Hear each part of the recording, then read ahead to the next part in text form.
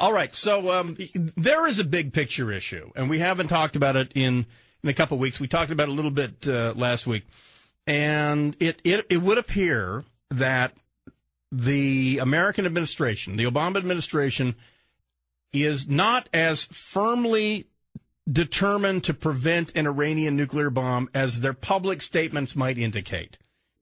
That's the best way I can put it. They have been saying we remain committed to ensuring that Iran does not develop a nuclear bomb. You know, they've been saying that. But the actions that speak louder than their words are that they are finding ways. They have rafts of lawyers in the State Department as well as other government agencies who are going to work for weeks looking for ways around the sanctions. So recall the way things work, the sanctions that America has imposed upon Iran versus the ones that the UN have. The sanctions that the U.S. unilaterally has imposed upon Iran, remember now, those are public laws. Those are written and brought to the floor of Congress, passed by the House and Senate, signed by the president. They are public laws. Sanctions are public laws. Saddam and Iraq had American sanctions that had the force of American law. The 1999 Iraq Liberation Act, signed by Bill Clinton, was a public law that made it U.S. law to see Saddam Hussein overthrown. It was law, okay? The sanctions are law, and the President of the United States can't just wave a wand and get rid of sanctions. But what he can do is find ways around things that don't deal with the sanctions. Like, for instance, the frozen Iranian assets. Those are not frozen by public law. They're frozen by American policy, by presidential policy. During the beginning of the Iran hostage crisis in 1979, Jimmy Carter, in a remarkable, unique, and apparently one-off episode of common sense, froze Iranian assets in the U.S. The Iranians had not counted on that. And I do pick and choose when I say Iranian versus Iranian. They hadn't counted on that. They had billions in American banks. Jimmy Carter froze them. They were released. Some of them were released when the hostages were released, when Ronald Reagan became president. Now, meanwhile, there are more Iranian assets that are frozen in the U.S., and President Obama has evidently unilaterally told the Iranian government, we're going to free those so that you can have them. Because Iran right now is cash poor. They've removed subsidies for gas, for grain. They're cutting electricity, things that make life hard for the average Iranian, right? And we would call it if you're living in a world where success or failure is, does a wacky country get a nuclear bomb? Then you would use anything as leverage. And if what that means is that the people of that country maybe have to ration gas so that there is not a nuclear arms race in the region, then you would say, well, we got to suck it up. Sucks to be Iranian, but they should maybe tell their government not to build a nuclear bomb or have a revolution or something like that. Instead, what we've done is we've said, well, whatever you do, don't make the average Iranian citizen uncomfortable. So we're releasing money. At the same time we're doing that, at the same time that we're showing weakness, and the motivation for the administration in doing this is to show the Iranians that we can be generous, that we can give back. Look at this. We're being earned. This is like earnest money. When you put an offer down on a house, well, golly, this is like earnest money. Well, the difference here is that in that transaction, you want to buy the house. They don't necessarily need to sell it to you. In the Iranian rest of the world reaction, they are going to build a bomb.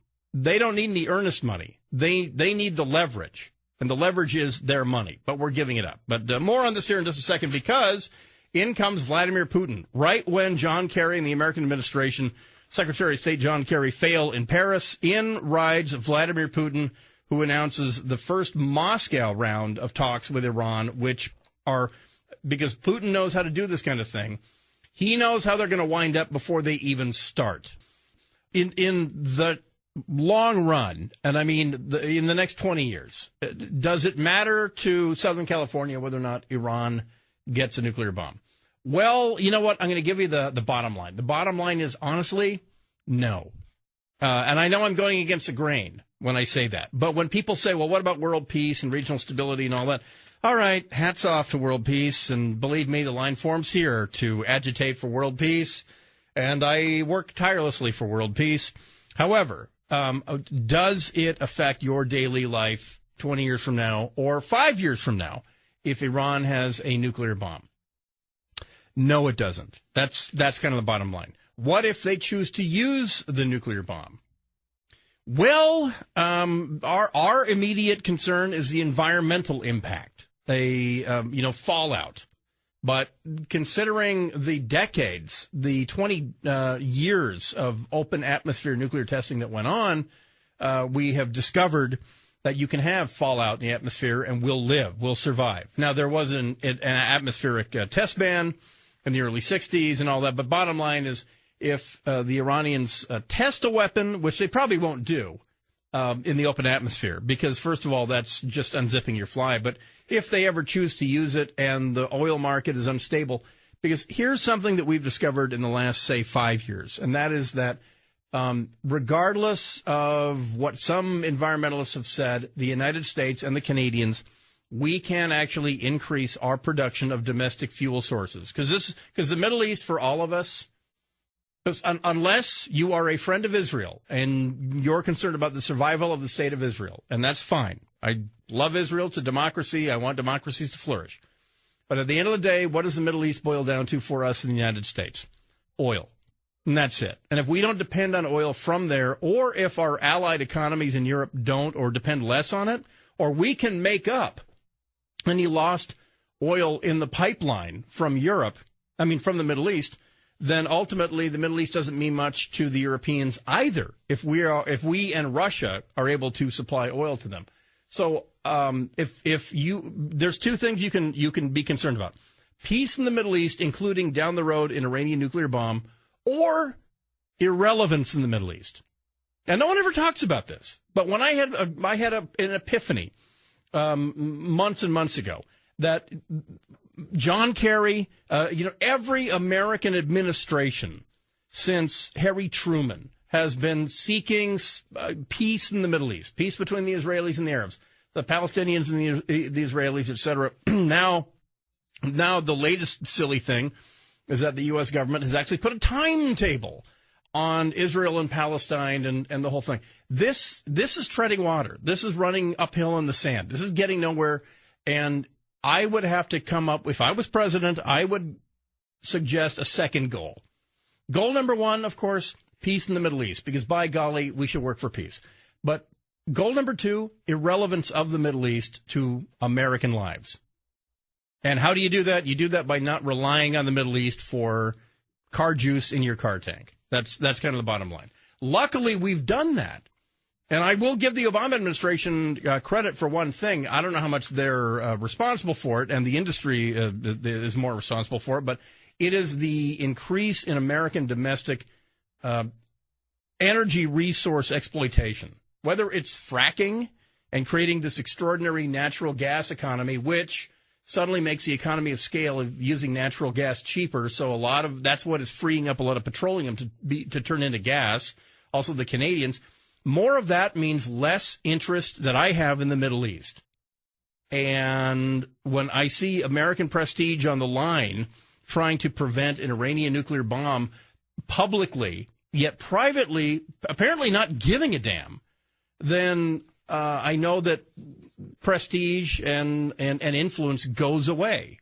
And so that's what we're in the middle of in Paris as these talks with the Iranians fall apart. Meanwhile, Vladimir Putin announces that there will be Moscow 1. There will be talks in Moscow. The same group of six, the six powers, will reconvene in Paris, but it's a done deal. They're going to reconvene for style points because the Iranians aren't working on it, because the primary pusher, which used to be the United States, the primary mover in preventing an Iranian nuclear bomb, is no longer influential in the Middle East. But you know who is Vladimir Putin. And so on the day last week that John Kerry came to Tel Aviv to announce that the United States, of course, was committed to the survival of Israel, et cetera, and that we wanted a timetable for talks with the Palestinians and the whole thing, On that day, Vladimir Putin announced that there would be talks in Moscow very soon so as to come to an agreement where the Iranians would not have a nuclear bomb. Because the other thing, as I say, it would be nice if Iran was irrelevant. And how does it affect your daily life? It, currently doesn't. Well, the one thing, no matter how much bluster the Russians say about Iran and Iran being a client and selling them nuclear technology, ultimately Iran borders Russia, and that the Russians don't like the idea of an Iranian nuclear bomb. They'll talk right up to that edge. They'll maneuver to stop our initiatives, not because they want the Iranians to have a nuclear bomb, but they don't want their prevention to be a U.S. feather in the U.S. cap. So that's what's going on. And I'm just trying to make the complex simple and put it in simple terms. That's the bottom line.